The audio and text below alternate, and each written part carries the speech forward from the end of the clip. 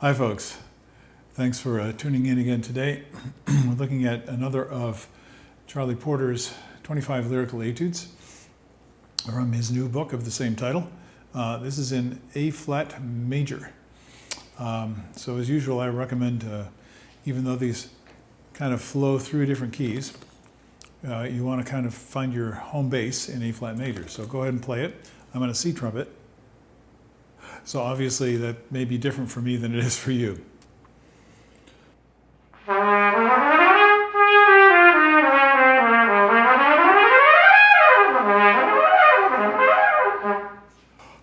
So I'll go ahead and play it, and then we'll see what we can find of interest to improve our playing. I say one thing right off the bat. It says Allegretto rubato con amore. Some of you know what that means. Those of you who don't, please look it up, because it tells you a lot about the character that we're supposed to be playing with. So here we go.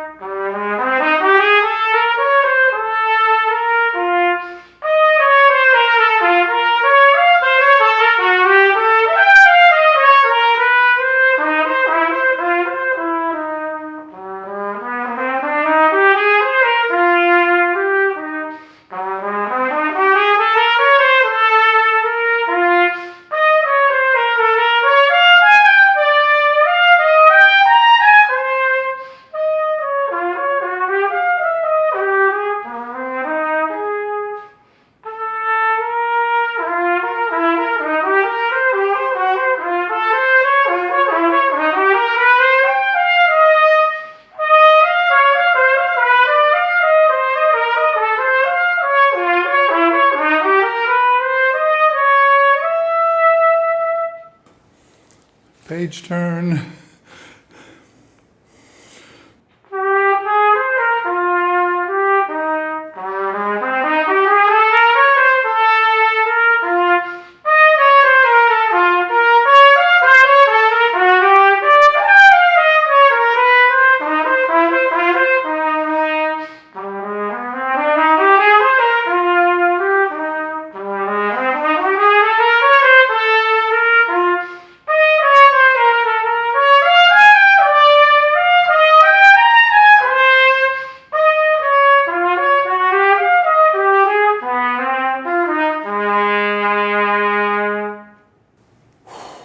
So that was a little rough for me. I'm kind of reading this one. Looked easy, so I thought, oh yeah, I can play this, but I don't really know it in my ear well enough yet. So the first thing I do is go back and the spots where it was a little skittery and I'm not sure about the fingering, I played a couple of wrong notes. I'm going to go back and focus in on that and see if I can kind of make sure all the links in the chain are connected. And that's what we want to try and do is, if there's a break, then there's a little bit of a, that disconnect causes some tension usually. We react, it's a little bit of a panic effect. I'm not sure what it is. I'm not sure if I can hear it. I'm not sure if I played the right note. So there are 1,000 distractions that can be taking place. And when you know it well enough, it's, that solves a lot of those problems. By the way, if I don't know whether the cooling system is going to interfere with these videos, but I have to have it on today because we're around 100 degrees in Boston on this day, and that's a little hotter than we're used to. So in order to work without the mouthpiece sliding all over my face, but I know that that's not your problem, but I hope it doesn't bother you in the background. One thing you could hear is a little rubato. Rubato literally is from the word to rob, which means you're stealing time from here and you're putting it over here. So it's not another Italian term. It's not like a piacere, which is at your pleasure. Do it however you feel it in the moment. That's great, and there are similarities between the two. But rubato is if you put a steady tempo on it. Let's see what our tempo is. Yeah, as usual, I played it a little bit fast. I think I played it fast. So I'm going to play that with a straight tempo right at the beginning. Actually, since it's the same thing, I'm going to play tempo primo at the end because it's interesting.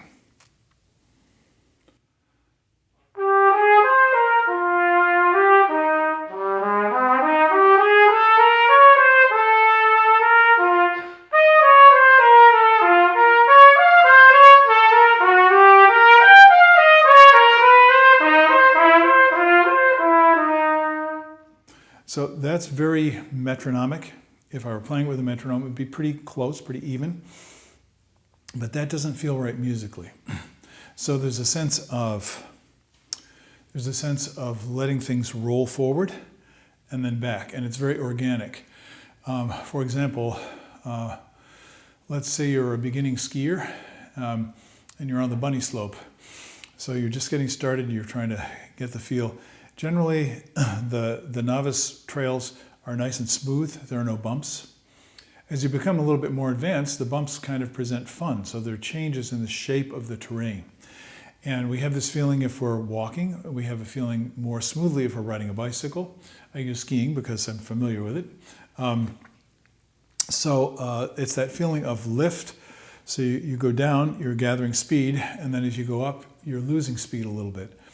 And I think you can hear that, but doing it while you're playing can be quite distracting. So get the musical idea first. Often what I'll do is sing it. So I'll be going.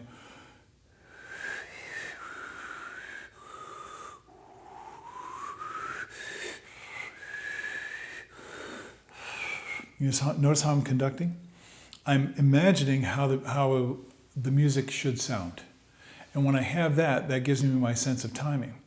Then I might put the metronome on, and this is challenging. I haven't done this in a long, long time. I wonder if I can do it. So here's the steady tempo that I just played.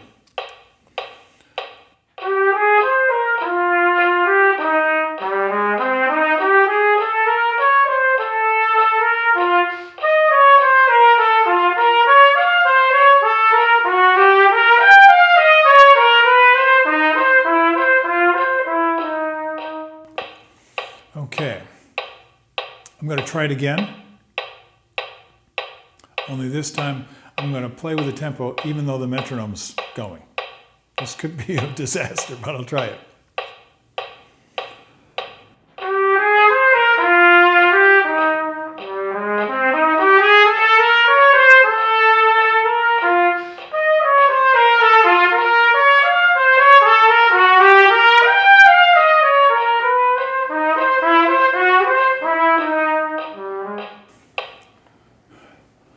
Sorry, still reading here.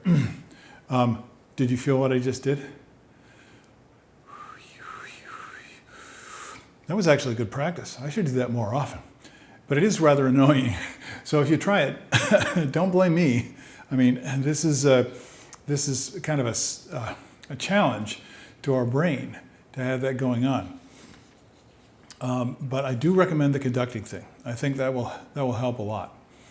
Something that usually goofs me up, and Charlie does this in a lot of these etudes, and I actually find it quite helpful that they're written in this way. He keeps going back down into the low register. So it's similar in some ways to the Bousquet etudes, which keep dropping down into the low register.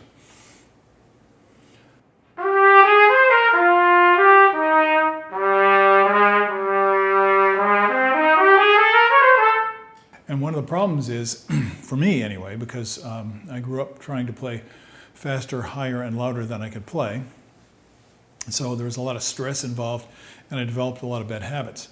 And I've noticed that's quite typical for trumpet players. But as a result, I sometimes set up to be more comfortable playing in the upper register. And when a low register note kind of takes me by surprise, I have to compensate. You know, I might drop my jaw, or I might feel a little bit insecure and kind of grab a hold of it with my embouchure and try to make the note come out. But if I do that, I can't keep the quality in the sound. So I'll go back and try all those spots. See, most of us are trying to play high. What I'll do is go back and try and get it to sound beautiful in the low register. And because of my tendency to set up for the higher register, that makes it more difficult. So I have to find the balance between the two registers.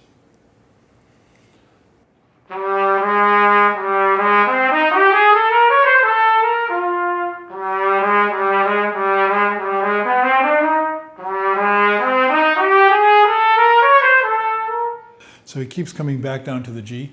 And at the very end,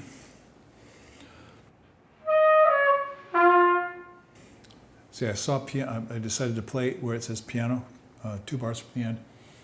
And guess what happened? I went, da-da. Instead of realizing I need to let the air flow, I reacted to that piano, as many of us do. It's like, dee-da. Oh, no, that's not it. So I'm going to start back at the forte, give myself a little chance here. This is the last 4 bars of the piece.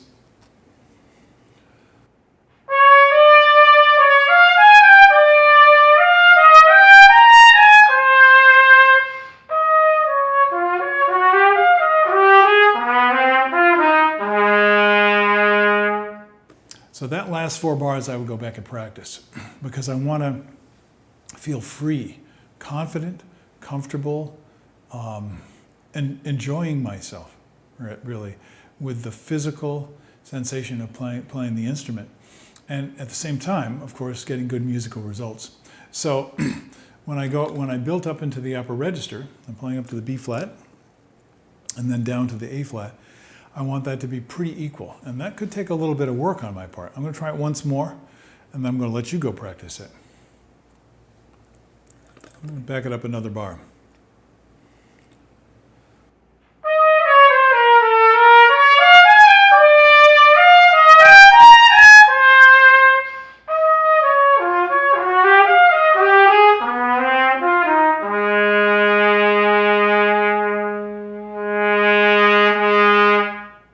Still not quite where I want to be on the low A flat. Sounds okay, can be better. So I know that these are details and you may not be there yet. Don't get lost in the details, do the big stuff first.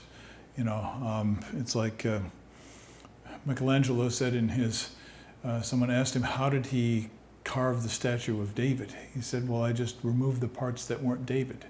So it starts with knocking off the big pieces of marble until you get down to the basic human form, and then you can start with the refinements. It's the same thing with our music practice.